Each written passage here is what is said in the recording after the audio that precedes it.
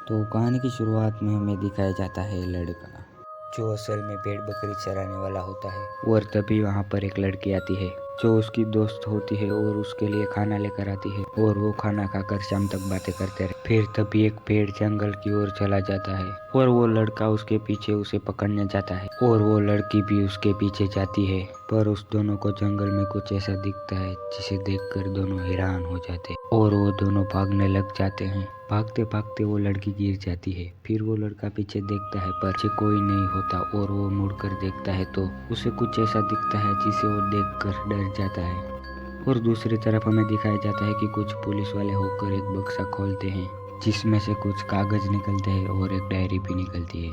उस डायरी में कुछ तारीखें लिखी होती है पर वो किस चीज़ की तारीख है वो कोई नहीं जानता। और उसके साथ एक कागज मिलता है, उसमें लिखा होता है 12+1। इसका मतलब भी किसी को नहीं पता होता है और वो तारीख कोई मामूली तारीख नहीं थी। ये सब वो तारीखें थी जिस दिन कोई ना कोई त्योहार होता था, जैसे कि 20, 6, 9, 22। और उन सबको लगता है कि ये वो तारीख है जिस दिन घोड़े सवार आता है और लड़की को ले जाता है। और डायरी में आने वाली 2 तारीख भी लिखी थी, यानी 2 तारीख को भी घोड़े सवार आकर कोई न कोई लड़की को मारने वाला है। और तभी हमें दिखाया जाता है कि एक इंसान घोड़े पर सवार होकर आता है और लोग उसे देखकर डर जाते हैं। लोग उसकी आंखों में भी नहीं देखते और उसके पास अपने बच्चों को भी नहीं जाने देते। उसे लोग पापी इंसान कहते थे पर पता नहीं क्यों। और 2 लोग पुलिस स्टेशन में जाते हैं कंप्लेंट कि वो इंसान को गांव में से निकाल दिया जाए। पर पुलिस वाले कहते हैं कि कोई कारण के बिना हम ये नहीं कर। और हमें दूसरा पुलिस वाला दिखाया जाता है जिसका नाम निकोलन होता है और उसके पास एक लड़का और लड़की आती है और फिर कहती है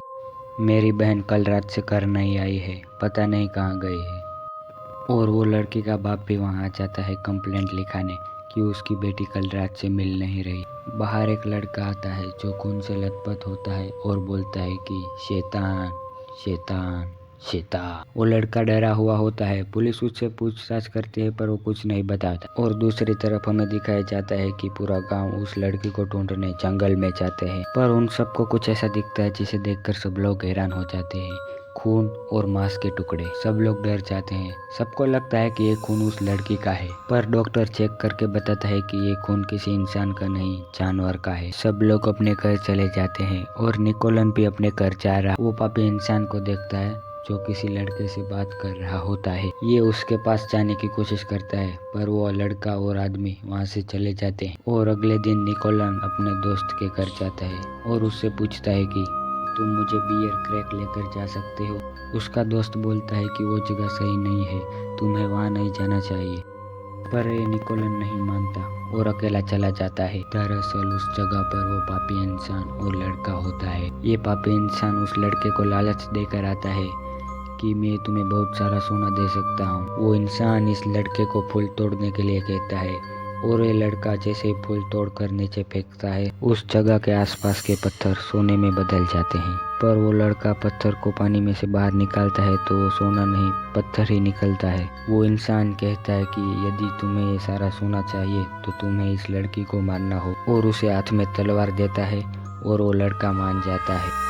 जैसे ही वो तलवार उस लड़के के गले में रखता है वहाँ पर निकोलन पहुँच जाता है और उस लड़के को रोकने की कोशिश करता है। फिर वो लड़का उस लड़के के गले में तलवार मार देता है। तभी पुलिस वाला भी गन चला देता है। वो लड़की को गले में लगता है और वो लड़के को गोली लग और वो दोनों मर जाते हैं और वो सारा सोना पत्थर बन जाता है। फिर वो पापी आदमी एक शैतान का रूप ले लेता है।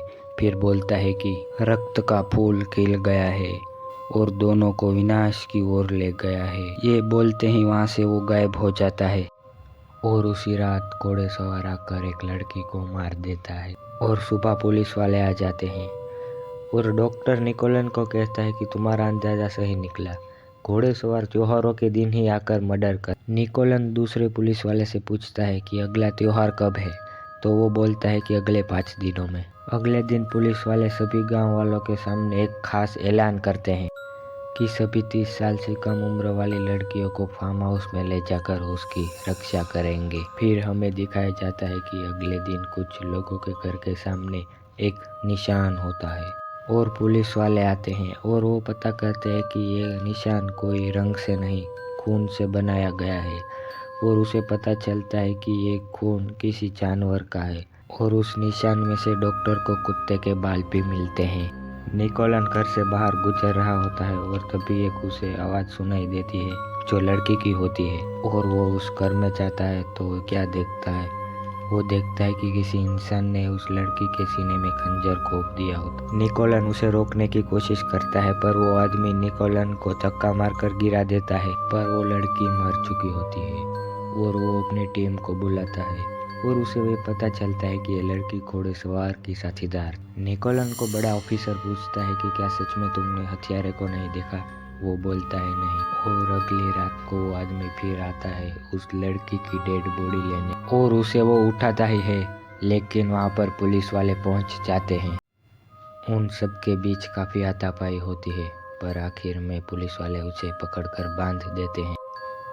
फिर निकोलन उसे एक कागज का टुकड़ा दिखाकर पूछता है कि इसका मतलब क्या है, तुम्हें पता है? ये बोलता है कि ये डार्क लेटर है मंत्र मारने के लिए, तुम नहीं समझो। मेरा नाम खोमा ब्रूट है, पढ़ाई में धर्मशास्त्री और काम से भूत भगाने वाला। और बात करते करते चालाकी से वो आदमी निकोलन की गर्दन पर हथियार रख देता है और उसके साथ दूसरे पुलिस वाला था, उसको कहता है कि तुम जेल के अंदर जाओ और बाहर से ताला दे दो और चाबी टेबल पर फेंक। वो पुलिस वाला वैसा ही करता है जैसे खोमा ने बोला था।